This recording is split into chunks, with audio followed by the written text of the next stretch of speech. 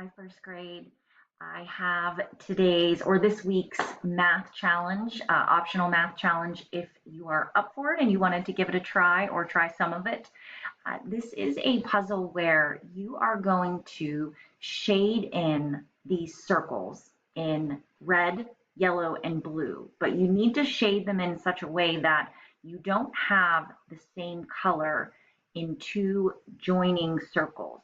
So if you start with blue, for example, and I'll choose my blue pen, and I want to color in this circle in blue, I can't make this circle blue or this circle blue because those are the two joining circles. So I would have to choose and make them red, or you could make them yellow. But then now this circle and this circle and this circle can't be red because those are all joining. So you may find that you might start to do it, and then you might have to go back and try a different way. It might take a little bit of trial and error to solve it so that every circle is either red, yellow, or blue, but there are no two joining circles that are the same color.